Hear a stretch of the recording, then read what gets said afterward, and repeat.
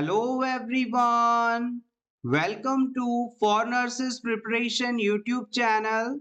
I'm Neeraj Kumar Kathal. आज की ये क्लास नर्सिंग जॉब्स एग्जाम्स की प्रिपरेशन कर रहे सभी स्टूडेंट्स के लिए है। इस क्लास में लिए गए सभी nursing MCQs AIIMS NORCET, Rajasthan CHO, RML, PGI, ESIC, DSSB जैसे एग्जाम्स को टारगेट करते हुए तैयार की है। होपफुली ये क्लास आपको इन सभी रिक्रूटमेंट एग्जाम्स में हेल्प करेगी। For nurses preparation YouTube channel पर मंडे टू सैटरडे रात 8 बजे इसी तरह की क्लासेस रेगुलरली अपलोड की जाती हैं। नर्सिंग रिक्रूटमेंट से रिलेटेड इंफॉर्मेशन और इसी तरह की एमसीक्यू क्लासेस को रेगुलरली पाने के लिए आप for nurses preparation YouTube channel को सब्सक्राइब कर सकते हैं। क्लास को पूरा देखने के बाद यदि आपको क्लास अच्छी लगे तो प्लीज इसे लाइक कर दीजिएगा और इसे अपने दोस्तों के साथ शेयर करके उन्हें भी नर्सिंग ऑफिसर बनने में हेल्प जरूर करें। So friends, let's begin our today's MCQ class. Question number 1, which is the most appropriate time for IUD insertion? अगर किसी वुमेन में इंट्रायूट्राइन डिवाइस को इंसर्ट करना हो तो उसके लिए सबसे सही समय कौन सा होगा?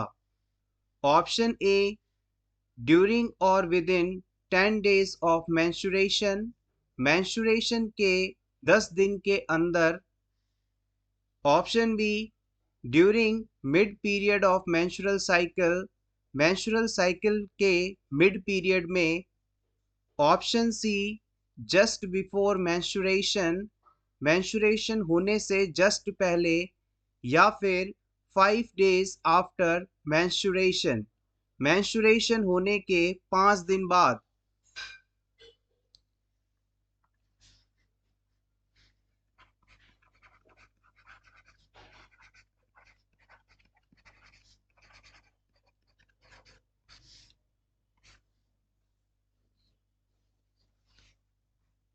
The right answer is option D. अगर किसी फीमेल में आप इंट्रायूट्राइन डिवाइस यानी कि आईयूडी इंसर्ट करना चाहते हैं तो उसके लिए सबसे सही समय होता है मेंस्ट्रुअल ब्लीडिंग होने के 5 दिन के बाद। This is the perfect time to administer.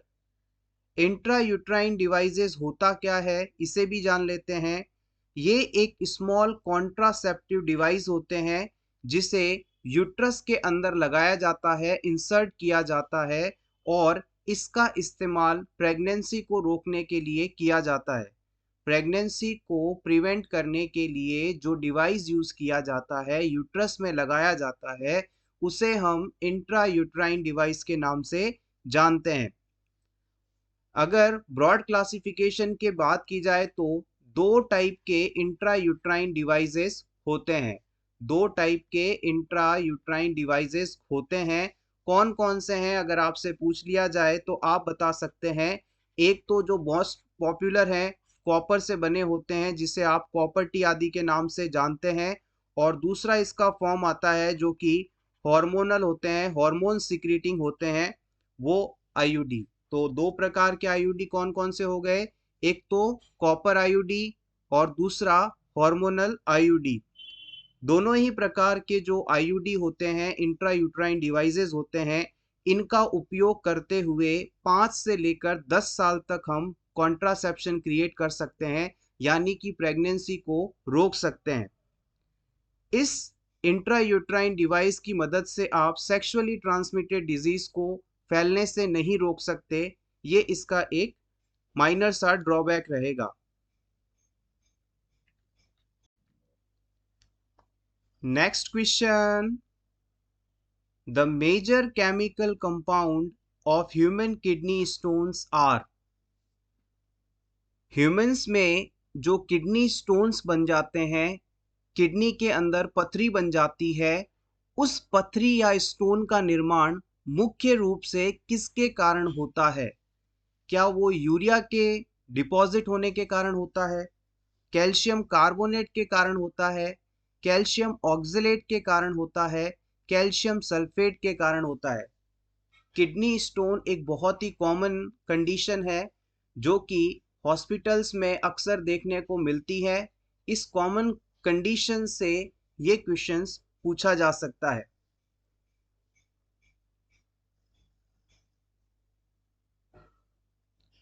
The right answer is option C, calcium oxalate.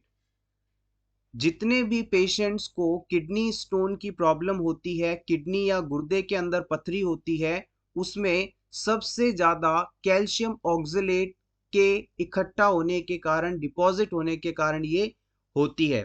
तो हम कह सकते हैं कि कैल्शियम ऑक्सलेट कैल्शियम से बना सबसे बड़ा डिपॉजिट स्ट्रक्चर है जो कि किडनी के अंदर पथरी का कारण बनता है। आप कह सकते हैं, एक मोटा मोटा अगर आइडिया आप लेना चाहें, तो किडनी स्टोन के जितने भी केसेस होते हैं उनमें से 80% केसेस जो हैं दो प्रकार के स्टोन के कारण बने होते हैं। सबसे पहला तो इस क्वेश्चन का आंसर हमने बता ही दिया, एक तो है कैल्शियम ऑक्सलेट नंबर 1, और सेकंड जो टाइप होता है किडनी स्टोन के अंदर डिपोजिशन का, वो आप लिख सकते हैं कैल्शियम फॉस्फेट। कैल्शियम फॉस्फेट, ये दो कंपाउंड हैं जिनके डिपॉजिट होने के कारण मैक्सिमम किडनी स्टोन्स का फॉर्मेशन होता है। जनरल एडवाइस आप पेशेंट्स को दे सकते हैं कि अगर आपकी बॉडी में डिहाइड्रेशन नहीं रहेगा तो आपको स्टोन फॉर्मेशन होने की संभावना कम से कम होगी। यानी कि आप ज़्यादा से ज़्यादा अगर पानी पीते हैं तो आपकी बॉडी में इस प्रकार के आयन डिपॉजिट नहीं हो पाते, स्टोन फॉर्म नहीं कर पाते। तो ज़्यादा से ज़्यादा पानी पीना किडनी स्टोन को नहीं बनने देता। आप चाहें तो इसका स्क्रीनशॉट ले सकते हैं, इंपॉर्टेंट है। Next question, this is very very very most important question for all type of nursing recruitment exam. हम इस क्वेश्चन को 5 स्टार रेटिंग देंगे। ये क्वेश्चन आपका ट्राइएस सिस्टम से लिया गया है और upcoming PGI, Rajasthan CHO, RML, NORCET, सभी एग्जाम्स के लिए ये बहुत ही इंपॉर्टेंट टॉपिक है। इसे आप पूरा जरूर देख कर जाएं। इस क्वेश्चन में क्या कहता है ये, according to triage system of emergency, yellow colour code for which type of cases? Triage system के अंदर येलो कलर कोड में किन पेशेंट्स को रखा जाता है? emergent cases, urgent cases, non-urgent cases, expected to die patients?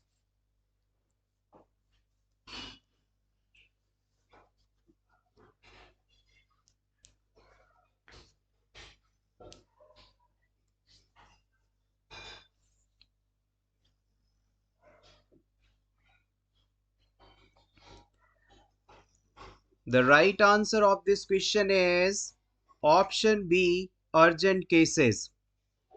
ट्राइएस system को briefly समझ लेते हैं और फिर वन बाय वन इनके सारे कलर कोडिंग्स को ब्रीफली डिस्कस करेंगे। ट्राइएस सिस्टम क्या है? ट्राइएस सिस्टम इमरजेंसी के दौरान इस्तेमाल किया जाने वाला एक सिस्टम है जिसके द्वारा हम पेशेंट की केयर की नीड के अनुसार उन्हें कैटेगराइज करते हैं।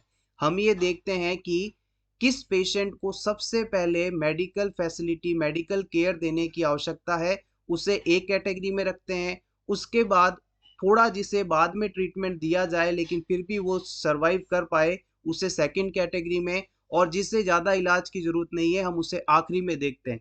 इस प्रकार से सभी ज़रूरतमंदों को उनकी आवश्यकता अनुसार पहले और बाद में ट्रीटमेंट के लिए क्लासीफाई करने वाला सिस्टम है ट्राइएस सिस्टम। ये किस जगह पर यूज़ होता है? जिस जगह पर अचानक से बहुत ज़्यादा कैजुअलिटीज़ आ जाती है, कोई बड़ी दुर्घटना हो गई, जैसे मान लीजिए कोई ब्रिज टूट गया, अचानक लोग पानी में डूब गए, तो वहां पर नंबर ऑफ पेशेंट्स खूब सारे अचानक हॉस्पिटल में आ जाएंगे। या फिर कोई बड़ी रेल दुर्घटना हो गई जिसके कारण या हो सकता है कोई बम ब्लास्ट हो गया, तो वहां पर अचानक लोकल हॉस्पिटल्स के अंदर बहुत सारे पेशेंट्स अचानक पहुंचेंगे। तो इस भीड़ को, इन पेशेंट्स की भीड़ को टेकल करने के लिए एक सिस्टम बनाया हुआ है, वही है ट्राइएज सिस्टम। और इसी के हिसाब से जिसे ज्यादा जरूरी है उसे पहले केयर दी जाती है, और जिसे कम जरूरी है उसे बाद में केयर दी जाती है। इस ट्राइएज सिस्टम के अंदर हम टोटल 4 कलर कोड्स का इस्तेमाल करते हैं। नोट कर लीजिएगा, ये सभी चीजें इंपॉर्टेंट है। 4 colours use in this system. अब ये 4 कलर कोड कौन कौन से हैं? सबसे पहले सबसे डेंजरस जो कंडीशन में पेशेंट अपने पास हॉस्पिटल में आएगा, जिसे हम सबसे पहले देखेंगे, वैसे भी आप जानते हैं कि रेड कलर जो है खतरे का निशान होता है, यानी कि जो पेशेंट लहूलुहान है, बहुत ज्यादा ब्लीडिंग स्टेट में है, बहुत ज्यादा घायल है, या जिसकी तुरंत डेथ हो सकती है, उसे हम सबसे पहले देखेंगे। और इसे फर्स्ट प्रायोरिटी केस कह सकते हैं, आप फर्स्ट प्रायोरिटी केस कह सकते हैं। इन्हें रेड कलर के ट्राइएज कोड, कलर कोड के अंदर रखते हैं, और इसे हम एमरजेंट केस का नाम भी दे सकते हैं। इसके बाद सेकंड कलर कोड जो आता है, वो आपका आएगा येलो कलर कोड। कौन सा कलर कोड आएगा? येलो कलर कोड आएगा। येलो कलर कोड के अंदर हम अर्जेंट केसेस को रखते हैं। अर्जेंट केसेस को आप सिंपली कहें तो सेकंड प्रायोरिटी केसेस के नाम से भी जानते हैं, यानी कि रेड फर्स्ट प्रायोरिटी के केसेस के ट्रीटमेंट के बाद में सेकंड प्रायोरिटी के केसेस को यदि देखा जाए तो ये इतने ज़्यादा घायल नहीं होते, इन्हें हम बाद में भी देखकर बचा सकते हैं, ट्रीट कर सकते हैं। इसके बाद थर्ड जो कैटेगरी के थर्ड जो कलर कोडिंग होती है, वो होती है आपकी ग्रीन कलर कोड। इसे भी नोट कर लीजिएगा, थर्ड जो कलर कोड है वो है ग्रीन कलर कोड। और इसके अंदर नॉन अर्जेंट केसेस आते हैं, यानी कि ऐसे पेशेंट जिन्हें शरीर पर हल्की हल्की फुल्की चोट है, या फिर थोड़ा सा माइनर से इंजरी है, वो चल फिर पा रहा है, बोल रहा है, कॉन्शियस है, ज़्यादा प्रॉब्लम नहीं है, तो वो सभी ग्रीन कलर के अंदर क्लासिफाई किए जाएंगे। और फाइनली जो आखिरी कलर होता है वो है आपका ब्लैक कलर। ब्लैक कलर को प्रीवियस एग्जाम में पूछा भी गया है, इंपॉर्टेंट भी है। ब्लैक कलर कोड उन पेशेंट्स को दिया जाता है जिनकी डेथ हो चुकी है, या तो जिनकी डेथ हो चुकी है, या फिर इतना ज्यादा वो घायल हो चुके हैं कि उन्हें कुछ भी करके बचाया नहीं जा सकता, उनकी डेथ होना निश्चित है। ऐसे पेशेंट्स को हम ब्लैक कलर कोड देकर फोर्थ कैटेगरी के अंदर क्लासिफाई करते हैं। सिंपली हमने ट्राइए सिस्टम के चारों कलर कोड्स को डिस्कस कर लिया, और मुझे उम्मीद है कि इस इन सभी पॉइंट से बाहर इस टॉपिक से कोई भी क्वेश्चन नहीं जाना चाहिए। आप चाहें तो इसका स्क्रीनशॉट ले लें। Next question, head on matrix is related to. Head on matrix इनमें से किससे संबंधित है? Option A injury prevention, option B hypertensive disorders, option C communicable diseases, option D maternal and child mortality. Head on matrix किससे संबंधित है?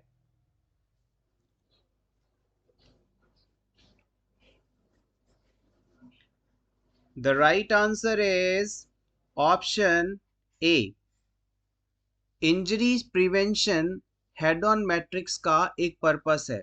आइए इसके बारे में कुछ बेसिक सी चीजें जान लेते हैं, अपकमिंग एग्जाम्स में ये पूछा जा सकता है।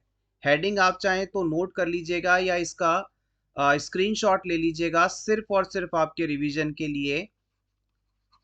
Head ons matrix, head on matrix. सबसे पहले हम बात करेंगे कि इसका पर्पस क्या है, क्यों इसे बनाया गया। हेड ऑन मैट्रिक्स की सहायता से हम क्या कर सकते हैं, इसके बारे में जान लीजिएगा। For for planning injury intervention, for planning injury intervention and prevention strategies. Prevention strategies, यानी कि हेड ऑन मैट्रिक्स का अगर आप इस्तेमाल कर रहे हैं तो इसकी मदद से आप दो चीजें कर सकते हैं। पहला तो किसी भी व्यक्ति को इंजरी होने से कैसे बचाना है, इंजरी होने से कैसे बचाना है इसकी स्ट्रेटजी तैयार कर सकते हैं, या फिर इंजरी होने पर कैसे उसे संभालना है, यानी कि क्या एक्शन लेने हैं, क्या इंटरवेंशन करना है, ये आप प्लान कर सकते हैं। तो हेड ऑन मैट्रिक्स का इस्तेमाल दो उद्देश्य से किया जा सकता है। पहला तो ये है कि किसी भी क्लाइंट को इंजरी से कैसे बचाया जा सकता है इसकी स्ट्रेटजी तैयार की जा सकती है, और दूसरी बात, अगर किसी क्लाइंट को इंजरी हो गई तो इंजरी होने के बाद तुरंत हमें क्या स्टेप लेना है, क्या इंटरवेंशन करना है, इसे निर्धारित करने के लिए हेड ऑन मैट्रिक्स का इस्तेमाल किया जाता है। अब हम बात करते हैं कि हेड ऑन मैट्रिक्स के अंदर किसे किसे इंक्लूड करना है, करते हैं। तो आप लिख सकते हैं it include two things.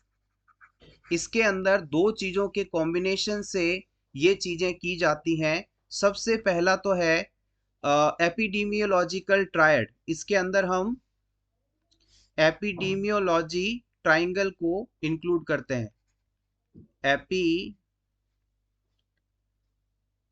Epidemiology triangle, एपिडीमियोलॉजिकल triangle, इसके अंदर आप सभी जानते हैं तीन चीजें आती हैं। ये तो बहुत ही बेसिक और इम्पोर्टेंट है। मेरे साथ बोलिएगा, होस्ट आता है, एजेंट आता है, एनवायरनमेंट आता है। तीन चीजें इसके अंदर इंक्लूड की जाती हैं। इसे तो आप स्टार मार्क कर लीजिएगा, इसे भूलिएगा मत। प्रीवियस एग्जाम में कई बार पूछा गया है। एपिडीमियोलॉजिकल ट्रायड या एपिडीमियोलॉजिकल ट्रायंगल के अंदर क्या क्या चीजें आती हैं? होस्ट, एजेंट और एनवायरनमेंट। सेकेंड चीज जो यहां पर इंक्लूड की जाएगी वो है level of prevention. Level of prevention, level of prevention को भी हम इसमें इंक्लूड करते हैं। एक बार फिर से समराइज वे में हेड ऑन मैट्रिक्स क्या है इसे समझ लेते हैं। हेड ऑन मैट्रिक्स का निर्माण दो चीजों से मिलकर होता है। पहला है एपिडीमियोलॉजिकल ट्राइंगल और दूसरा है level of prevention. Head on matrix का इस्तेमाल करते हुए हम इंजरी इंजरी इंटरवेंशंस को प्लान कर सकते हैं और इंजरीज को प्रिवेंट करने की स्ट्रेटजीज भी प्लान कर सकते हैं। Take screenshot for your revision.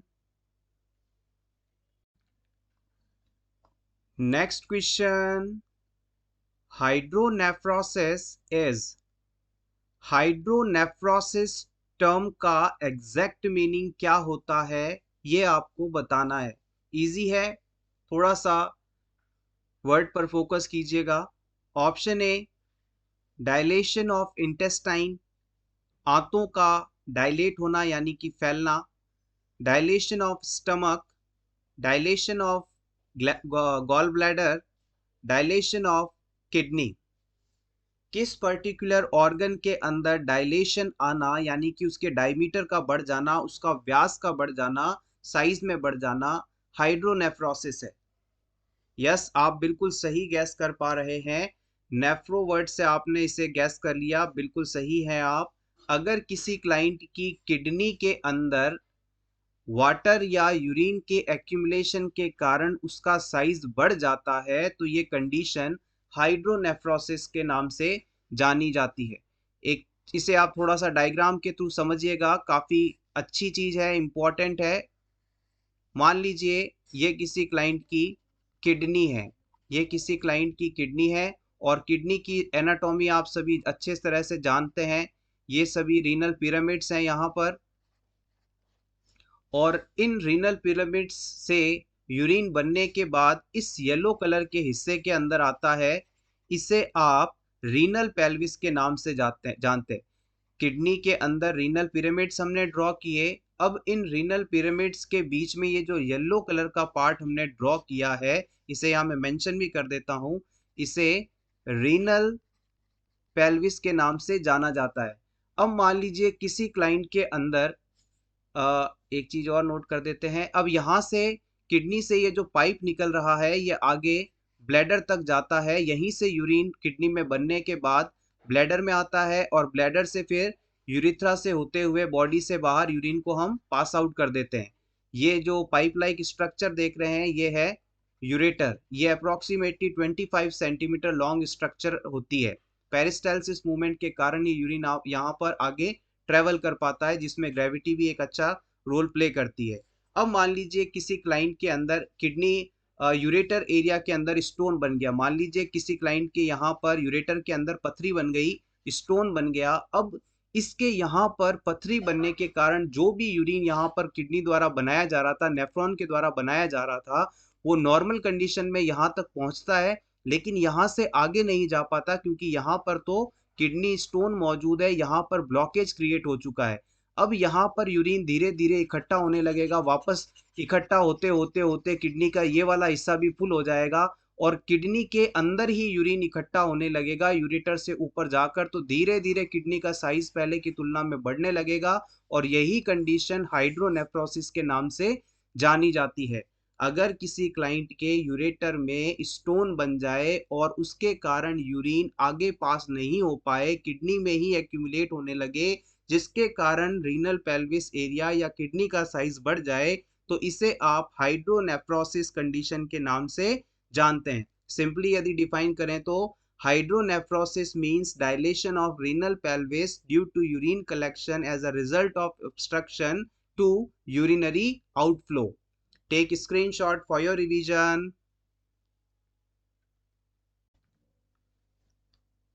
Next question is, a client who has a history of gout is also diagnosed with urolithiasis. The stone are of instruction in foods to limit which include। इस question में आपसे दो conditions के बारे में एक साथ examiner जानना चाह रहा है। पहली कंडीशन है गाउट और दूसरी कंडीशन है यूरोलिथियासिस। एक व्यक्ति, एक क्लाइंट जिसे गाउट डिजीज था और थोड़े समय बाद उसे यूरोलिथियासिस कंडीशन भी हो गई। अब इस सिचुएशन में जो स्टोन फॉर्म हुए हैं उसके लिए कौन सा फूड सब्सटेंस जिम्मेदार है जिसे अब इस व्यक्ति के द्वारा खाने में नहीं लेना चाहिए। एक बार फिर से समझिएगा, गाउट वाले पेशेंट को यूरोलिथियासिस कंडीशन हुई तो अब उसे खाने में कौन सी चीज नहीं लेनी चाहिए? Milk, liver, carrot, apples.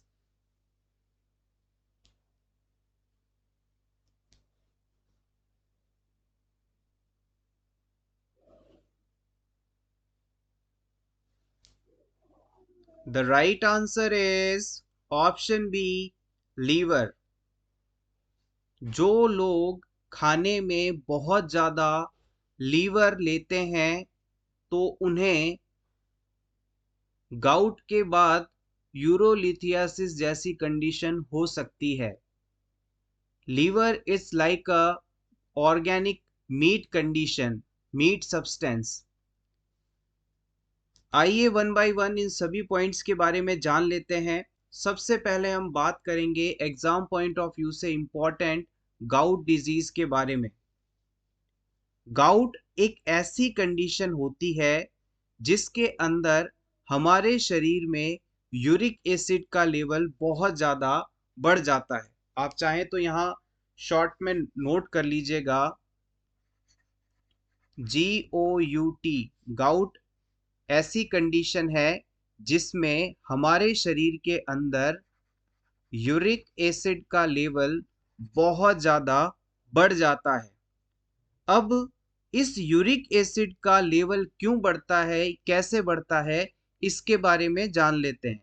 जो लोग खाने में ऐसे सब्सटेंस का इस्तेमाल ज़्यादा करते हैं जिसमें प्यूरिन बहुत ज़्यादा मात्रा में हो, तो इस प्यूरिन के टूटने के कारण हमारे शरीर में यूरिक एसिड का फॉर्मेशन होता है। अगर किसी व्यक्ति के द्वारा ऐसा कोई खाद्य पदार्थ लिया जा रहा है, फूड सब्सटेंस लिया जा रहा है, जिसमें बहुत ज़्यादा प्यूरिन है, तो इस प्यूरिन को पचाने के लिए हमारी बॉडी यूरिक एसिड में तोड़ती है और इस यूरिक एसिड के शरीर में ज़्यादा बढ़ने से गाउटी अर्थराइटिस और स्टोन जैसी समस्याएं देखने को मिलती हैं। अब क्लाइंट की बॉडी के अंदर यूरिक एसिड का लेवल बढ़ने लगा। अब यूरिक एसिड का लेवल जब बढ़ेगा तो ये यूरिक एसिड बॉडी के अलग-अलग हिस्सों में जाकर डिपॉजिट हो जाएगा, स्पेशली जॉइंट के अंदर। जॉइंट के अंदर यूरिक एसिड के डिपॉजिट होने के कारण जॉइंट की मूवमेंट प्रॉपर नहीं हो पाएगी, वहाँ इन्फ्लामेशन हो जाएगी और क्लाइंट को सीवियर पेन रहने लगेगा और इसी कंडीशन के कारण इसे गाउटी अर्थराइटिस के नाम से भी जाना जाता है। शरीर में यूरिक एसिड के लेवल के बढ़ने के कारण जॉइंट में इन्फ्लामेशन पेन की कंडीशन का होना गाउटी अर्थराइटिस के रूप में जाना जाता है। और ये यूरिक एसिड का लेवल क्यों बढ़ता है? क्योंकि शरीर में बहुत ज़्यादा प्यूरिन सब्सटेंस का उपयोग किया जा रहा है। इसके बाद यहाँ पर नेक्स्ट टर्म दी गई थी यूरोलिथियासिस कंडीशन क्या होती है? यूरोलिथियासिस कंडीशन का मतलब है यूरिनरी ट्रैक्ट में किसी भी जगह पर स्टोन का फॉर्म होना। यहाँ लिख लीजिएगा आप, स्टोन इन यूरिनरी ट्रैक्ट, यानी कि किडनी, ब्लैडर, यूरेटर, यूरेथ्रा, इनमें से किसी भी जगह पर अगर स्टोन फॉर्मेशन होता है तो ये कंडीशन यूरोलिथियासिस कहलाती है। एग्जाम में यहां से आपसे एक चीज और ज्यादा पूछी जा सकती है कि उन फूड सब्सटेंस का नाम बताएं जिसके अंदर प्यूरिन सब्सटेंस बहुत ज्यादा होता है। ऐसे सभी सब्सटेंसेस के नाम में हम बात करें तो ऑर्गन मीट, ऑर्गन मीट के अंदर लीवर, पैंक्रियाज, ब्रेन, किडनी आदि आते हैं। यानी अगर कोई व्यक्ति नॉन वेजिटेरियन डाइट ले रहा है उसके अंदर वो ऑर्गन मीट का इस्तेमाल करता है, यानी कि लीवर, पैंक्रियाज, ब्रेन, किडनी आदि ऑर्गन्स का इस्तेमाल करता है, तो उसके अंदर प्यूरिन कंटेंट ज़्यादा होगा और इस प्यूरिन के हाई कंटेंट के कारण यूरिक एसिड बढ़ेगा और गाउट और यूरोलिथियासिस जैसी कंडीशन देखने को मिलेंगी। इसके अलावा रेड वाइन के अंदर, सार्डाइंस के अंदर, स्ट्रॉबेरीज के अंदर, स्पिनिच यानी पालक के अंदर, मशरूम के अंदर, इन सभी के अंदर भी प्यूरिन कंटेंट बहुत ज़्यादा पाया जाता है। Hopefully this is clear now.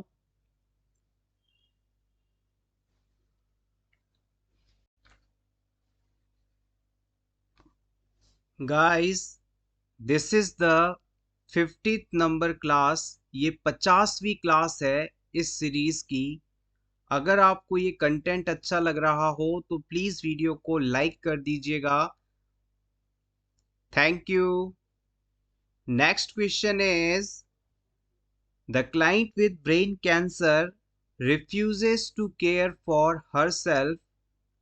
Which action by the nurse would be best? एक पेशेंट है जिसे ब्रेन कैंसर हो चुका है और अब ये पेशेंट अपनी खुद की देखभाल करने से मना कर रहा है। इस सिचुएशन में एज अ नर्स आपको कौन सा एक्शन लेना चाहिए? आपके ऑप्शंस हैं। Option A, alternate nurses caring for the client so that the staff will not get tired of caring for this client. आपको इस पेशेंट के लिए अलग अलग नर्सेस को अपॉइंट करना चाहिए जो कि अलग अलग समय पर क्लाइंट को केयर प्रोवाइड कर सके। Option B, talk to the client and explain the need for self care. आप पेशेंट से बात करें और उसे सेल्फ केयर की इम्पोर्टेंस के बारे में समझाएं कि क्यों खुद की देखभाल करना हेल्थ के लिए अच्छा रहेगा। Option C, explore the reason for lack of motivation seen in the client. Client क्यों मोटिवेटेड नहीं है, क्यों वो खुद की देखभाल करने से मना कर रहा है, इसके पीछे क्या कारण है, उसको पता करना। Option D, talk to the doctor about the client's lack of motivation. हम डॉक्टर से इस बारे में पूछेंगे कि क्लाइंट खुद की केयर क्यों नहीं करना चाह रहा।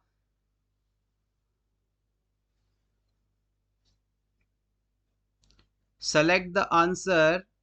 ब्रेन कैंसर का पेशेंट क्यों खुद की देखभाल करने से मना कर देता है। इस क्वेश्चन का आंसर गैस करने के लिए आपको आपके बेसिक्स जो हैं वो कॉन्सेप्ट मजबूत रखने होंगे, तभी आप इस तरह के क्वेश्चंस को इजीली सॉल्व कर पाएंगे। देखिएगा सिंपली, यहाँ पर ऑप्शन सी सही माना जाएगा। जब भी आपके सामने कोई भी प्रॉब्लम आती है तो सबसे पहले हमें असेसमेंट करना होता है कि इसके पीछे क्या रीज़न है, और उसके बाद दूसरे स्टेप्स को या उसके सॉल्यूशन की तरफ हमें जाना होता है। नर्सिंग फंडामेंटल्स के अंदर आपने नर्सिंग प्रोसेस की 5 स्टेजेस पढ़ी थी, जिसके अंदर सबसे पहले आती है असेसमेंट फेज। जब हम रीज़न को पता करते हैं, क्लाइंट की हिस्ट्री लेते हैं कि एग्जैक्टली क्या फाइंडिंग्स हैं, और फिर इस चीज़ को इस बिहाफ पर आइडेंटिफाई किया जाता है कि क्लाइंट में ये जो प्रॉब्लम्स आ रही हैं वो एग्जैक्टली क्या हैं, प्रॉब्लम्स एग्जैक्टली क्या हैं। फिर उसकी प्लानिंग होती है, फिर उसका इम्प्लीमेंटेशन होता है, और फाइनली इवैल्यूएशन होता है। एक बार फिर से समझिएगा, सबसे पहले असेसमेंट होगा, फिर डायग्नोसिस होगा, फिर प्लानिंग होगा, फिर इम्प्लीमेंटेशन होगा, फिर इवैल्यूएशन होगा। इसी चीज को हम यहाँ पर अप्लाई करें तो क्लाइंट क्यों खुद का ख्याल रखने से मना कर रहा है, क्या इसके पीछे रीजन है, इसे हमें आइडेंटिफाई करना होगा। सबसे पहले हो सकता है कि क्लाइंट को ब्रेन कैंसर है, हो सकता है उसे एनीमिया जैसी कंडीशन हो जिससे उसमें एनर्जी लेवल बहुत ही डाउन हो, तो इस कारण वो खुद की केयर कर नहीं पा रहा हो। या हो सकता है कि क्लाइंट को जब भी वो मूवमेंट करे, केयर के लिए कोई कोशिश करे, तो उसे बॉडी पेन होता हो, इस वजह से वो खुद की केयर करने से मना कर रहा हो। या हो सकता है कि ब्रेन कैंसर में पेशेंट की डेथ होने वाली है, ये उसे पता है, इस वजह से वो डिप्रेस्ड फील कर रहा हो, इस वजह से वो खुद की केयर करने से मना कर रहा हो। तो इसके क्यों क्लाइंट केयर करने से खुद की मना कर रहा है, इसे जानना जरूरी है। So option C is correct here. Option A के अंदर जो अल्टरनेट नर्सेज वाली बात कही गई है ये थोड़ा सही नहीं रहेगी, क्योंकि जब आप किसी एक पेशेंट के लिए नई नए स्टाफ को अपॉइंट करेंगे तो इससे नर्स पेशेंट की जो बॉन्डिंग है, रिलेशनशिप है, वो नहीं बन पाएगी, एक अटैचमेंट नहीं हो पाएगा। So this is a incorrect option. Next question. The client diagnosed with renal calculi is admitted to the medical unit. Which intervention should the nurse implement first? Hospital में रीनल कैल्कुलाई वाला पेशेंट एडमिट हुआ है। इस patient में सबसे पहले कौन सा इंटरवेंशन किया जाना चाहिए? रीनल कैल्कुलाई का मतलब है kidney stone simply. Option A कहता है monitor the clients urinary output. हम इस पेशेंट का यूरिन आउटपुट कितना है इसे पता करेंगे। Option B, assess the client's pain and rule out complication. इस पेशेंट में कैसा और कितना पेन है और इसके कारण क्या कॉम्प्लिकेशंस आ रहे हैं, इसे पता करेंगे। Increase the clients oral fluid intake. हम क्लाइंट के द्वारा कितना फ्लूइड इनटेक ओरली किया जा रहा है, इसे देखकर इसे बढ़ाएंगे।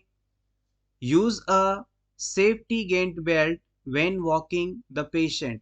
हम पेशेंट को जब चलाएंगे तो एक सेफ्टी बेल्ट भी लगाएंगे ताकि ये गिरे ना। कौन सा इंटरवेंशन रीनल कैल्कुलाई वाले पेशेंट में सबसे ज्यादा इंपॉर्टेंट है?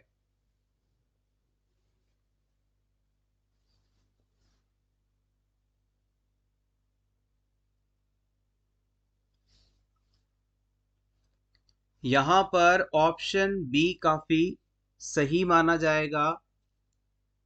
रीनल कैल्कुलाई यानी किडनी स्टोन के पेशेंट को बहुत ही ज़्यादा सीवियर पेन फेस करना पड़ता है। रीनल कैल्कुलाई होने पर, किडनी स्टोन होने पर क्लाइंट को असहनीय दर्द होता है और क्लाइंट में जब भी ट्रीटमेंट के क्वेश्चन की बात की जाए तो उसके पेन को मैनेज करना प्रायोरिटी में रखा जाएगा। तो हमें क्लाइंट के पेन का असेसमेंट करना है और इसके कारण होने वाले कॉम्प्लिकेशंस को पता करना है। ये हमारा सबसे पहला इंटरवेंशन होगा, सबसे पहला काम होगा इस पेशेंट के लिए।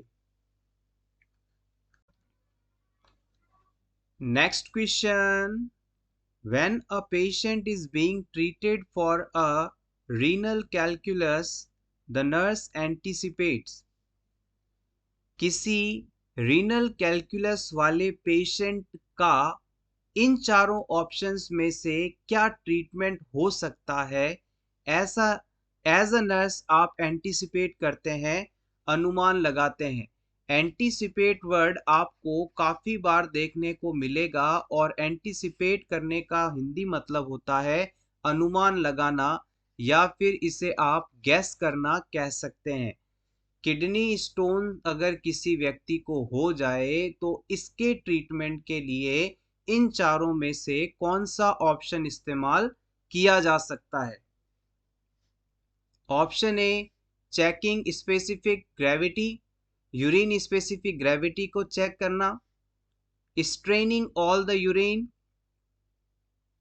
यूरिन को छानना, कलेक्टिंग 24 आवर्स यूरिन सैंपल, 24 घंटे का यूरिन सैंपल लेना, मेजरिंग यूरिन आउटपुट, कितना यूरिन आउटपुट हुआ है इसे नोट करना। किडनी स्टोन वाले पेशेंट को इनमें से कौन सा ट्रीटमेंट दिया जा सकता है?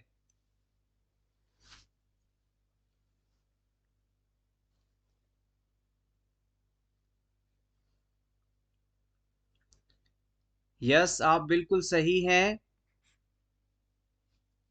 Option B is correct here. Renal calculi वाले पेशेंट को जब भी यूरिन पास हो तो उसके पूरे यूरिन को हमें स्ट्रेन करना चाहिए, छानना चाहिए, ताकि क्लाइंट में किस तरह के स्टोन हैं ये हमें पता चल जाएं और इन स्टोन्स को तुरंत लैब के अंदर आइडेंटिफिकेशन के लिए सेंड करना भी जरूरी है।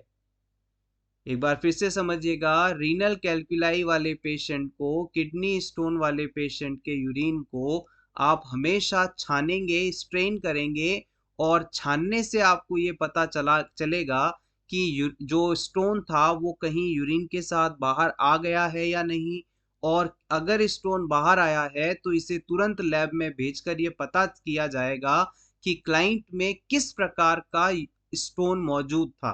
So option B is correct here. So everyone, ये थी हमारी आज की नर्सिंग एमसीक्यू क्लास। होपफुली ये क्लास आपको अच्छी लगी होगी। क्लास अच्छी लगी हो तो प्लीज इसे लाइक कर दीजिएगा, अपने दोस्तों के साथ शेयर कर दीजिएगा और for nurses preparation YouTube channel को सब्सक्राइब कर दीजिएगा।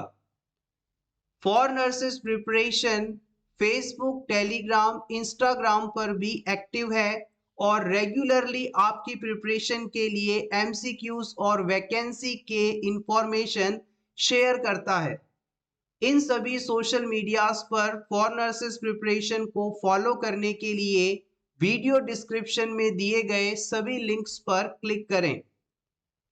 Thank you so much. Best of luck.